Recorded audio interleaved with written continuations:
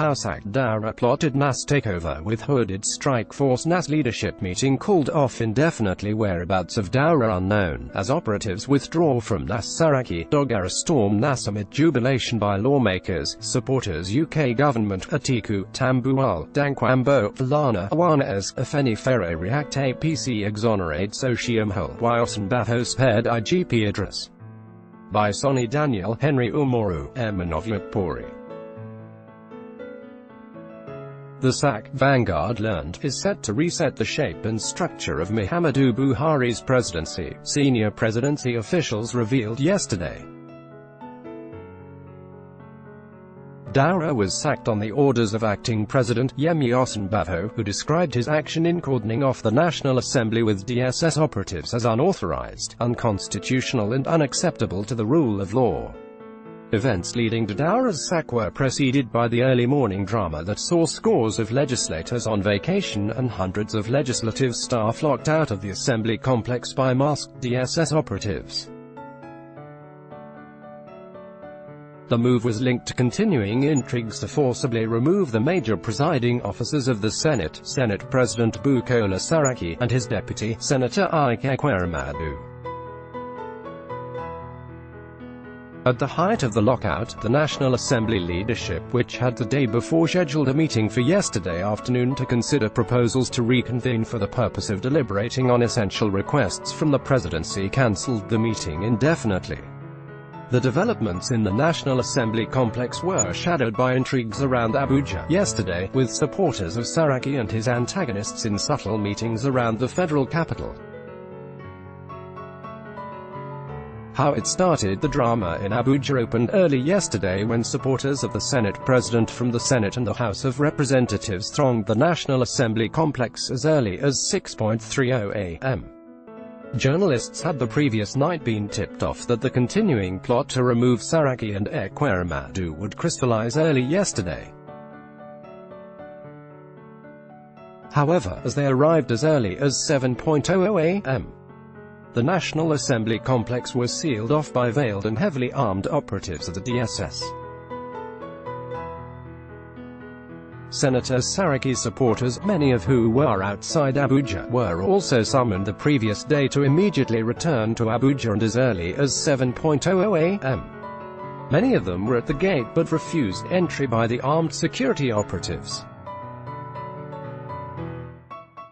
The legislators said they were in the complex to frustrate Saraki's antagonists, who they described as the minority. The anti-Saraki senators were, however, nowhere to be found. For most of the time, they were ensconced in a private building in Aso Drive, a posh area of the federal capital where they were meeting.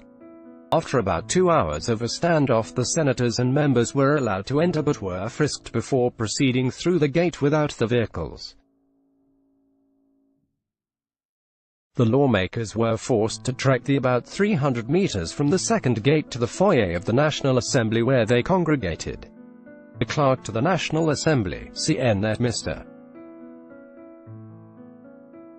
Sani Omalori, equivalent to the head of service, who was subsequently allowed entrance, however, turned down the offer on the ground that he could not enter while his staff were refused entry. The CNet, who arrived the second gate at about 9:58 a.m., simply told the DSS men, "I can't enter here when my staff are outside. I am not a politician." One of the leading anti-Saraki senators, Senator Ali Ndume, arrived at about the same time and sauntered past the DSS operatives. Meeting called off. The Deputy Speaker of the House of Representatives, Yusuf Lassan, who arrived the scene at about 11:45 a.m., expressed his regrets over the blockade and said that on account of the development, the planned meeting of the National Assembly leadership to consider the reconvening of the two chambers would be called off. He, nevertheless, affirmed to reporters that whatever plot there was to remove the Senate President or deputy would be an Herculean task. Don't forget that it is difficult to impeach a presiding officer of the National Assembly because no matter the method you are going to use, you need the two-third majority. And not two-thirds of the sitting members. You need the two-thirds of the totality of members of the legislature before you can impeach anybody, Lassan told legislative correspondents. On the scheduled meeting by the National Assembly leadership, he said, "We were supposed to meet by 12 o'clock this afternoon, but the meeting was called by the Senate President. Until I reached here this afternoon, I didn't know there were other issues," he said.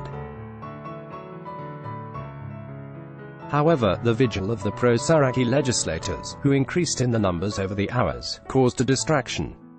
It emerged yesterday that the pro-impeachment lobby had plotted to use an interpretation of Section 52(c) of the Constitution stipulating the use of a two-third majority of members present in a sitting as a basis. Ahead of the plot, some lawyers had gone on a circuit of some national television stations to sell the new interpretation of Section 52(c), which, based on precedents in the impeachment of past Senate presidents, had always meant two-thirds of all the members of the Senate. How Daura deployed hooded DSS operatives. Vanguard learned exclusively that the sacked DSS boss, who hails from the same town with President Muhammadu Buhari, deployed no fewer than 100 heavily armed DSS operatives to cordon off the National Assembly premises a few hours to the meeting. The Vanguard also gathered that to make the operations foolproof, Daura handed the 100-strong team over to the command of a senior operative, an assistant director, to lead the operation. It was learned that most of the operatives, who were drawn from the locations at 1 a.m. on Tuesday, did not know why they were hurriedly relocated, where they were being deployed to and for what purpose until they arrived the precincts of the imposing National Assembly complex in the wee hours. A top source told Vanguard that although embattled, Daura had informed the Inspector General of Police, Ibrahim Idris, of the plan to effect massive deployment of DSS operatives to lay siege to the NASS, and actually pleaded with him to support the operation with his men. The police chief declined to contribute additional policemen for the operation. Why IGP Idris was spared. What the IGP told Daura was that he had enough police officers and men currently manning the NASS and did not need to deploy more personnel there, the top official confirmed to Vanguard yesterday. That was the explanation, which the IGP also tendered to the acting president, Yemi Osinbajo, who summoned both Daura and Idris to the villa to explain the roles in the siege to the National Assembly, the source added. The acting president was convinced that the IGP did not mobilize his men to the legislature, and that was why he was not sacked, along with the DG DSS, the source explained. Daura was sacked after he was summoned to the presidential villa by the acting president alongside the Inspector General of Police, Ibrahim Idris. Idris was the first to arrive at about 12:35 p.m. before Daura, who came in at about 1:15 p.m. Following his meeting with the acting president, Idris, while speaking with State House reporters, denied police involvement in the siege to the National Assembly complex. The dismissal of Daura as the head of the DSS was conveyed in a press statement issued by the senior special assistant to the acting president on media, Lawal Daura. He said Daura was directed to hand over to the most senior director in the service. Once news of the sack of Daura came out from the presidential villa, the DSS operatives lifted the blockade around the National Assembly complex. The vehicles began withdrawing from about 2:51 p.m. when the gate into the National Assembly was thrown open. Soon after the operatives left, the APC senators, who all along had been huddled at a residence along Asso Drive, Asikoro, from where they planned to move in to remove Saraki, came in at 2:55 p.m. Saraki, Dogra's arrival at NASS. Senator Saraki arrived at about 3:39 p.m. stirring white jubilation among many lawmakers who embraced him and shook hands with songs of praises. He went to meet the senators and members of the House of Representatives who had been keeping vigil at the foyer to prevent the pro-presidency legislators from gaining entrance to thank them. Some members of the House of Representatives also went into wild jubilation upon the arrival of Speaker Yakubu Dogara to the National Assembly. The speaker entered the complex at exactly 5:08 p.m. in the waiting hands of his colleagues who were waiting. The developments in the National Assembly were condemned by Saraki and Daura, who in a joint statement described it as another attempt to subvert the nation's democracy.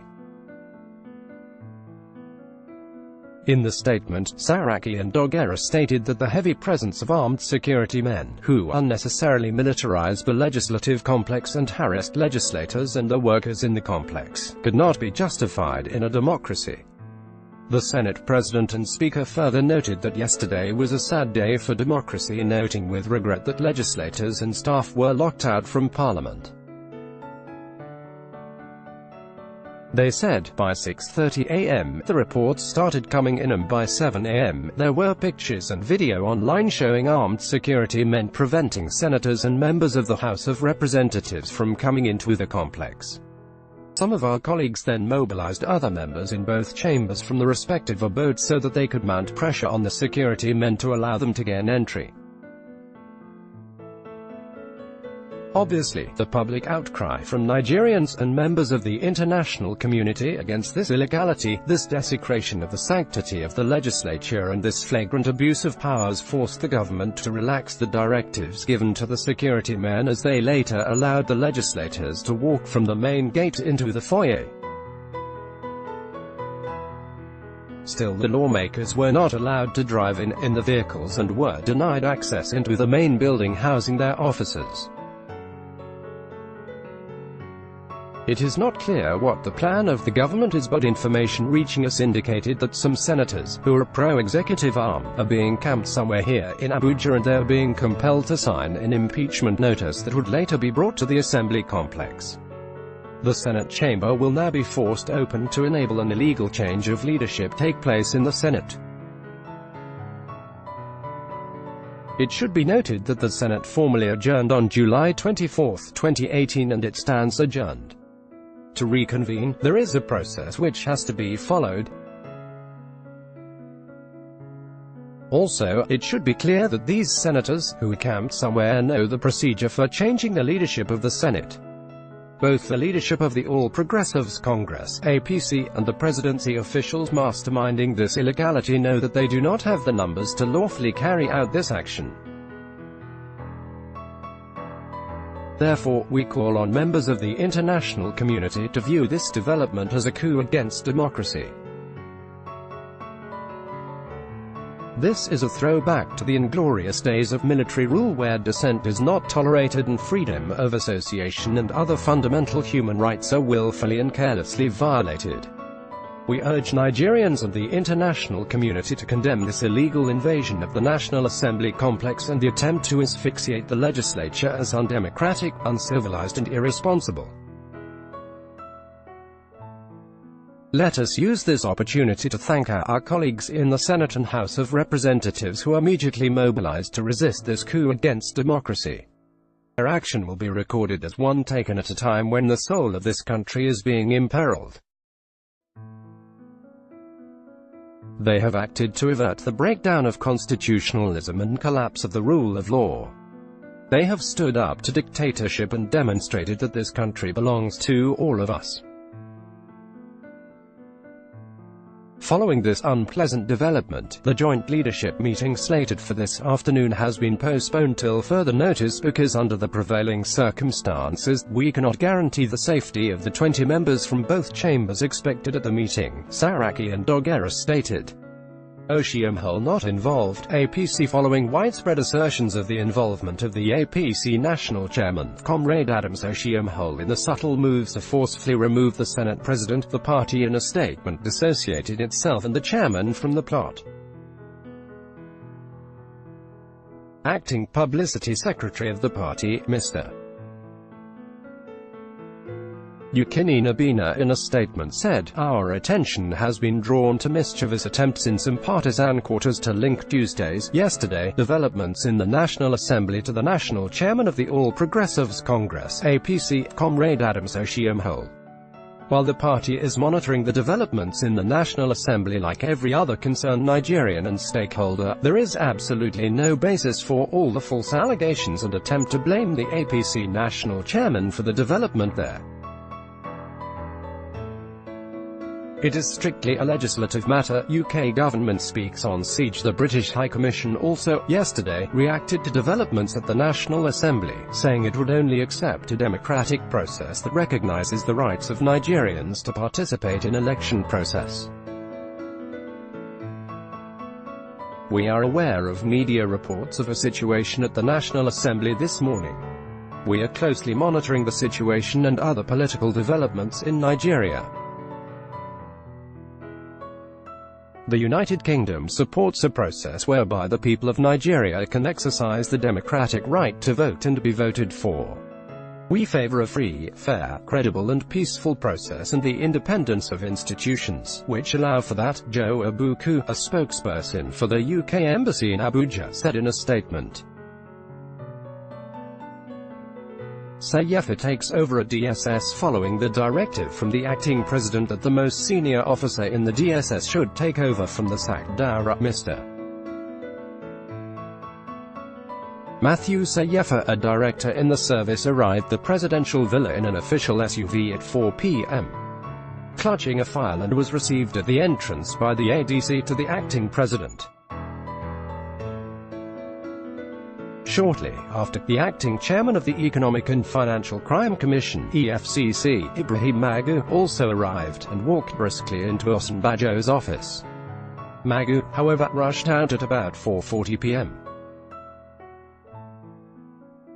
We must protect our democracy. Dankwambo, also reacting to the siege on the Senate yesterday, Governor of Gombe State and PDP presidential hopeful, Alhaji Ibrahim Dankwambo, said, the forceful takeover of the National Assembly complex by some renegade officials of some security agencies this morning, yesterday, was an ignominious assault on the rules of decency, a rude violation of the principles of separation of powers, and, ultimately, a violent assault on our democracy.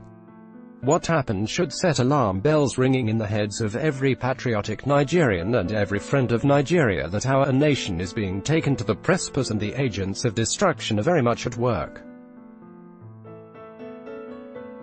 It is just all right that Acting President Yemi Osinbajo has acted decisively by relieving the Director General of the State Security Service Department of State Services, DSS, of his job with immediate effect. But it must be noted that this is not enough comfort.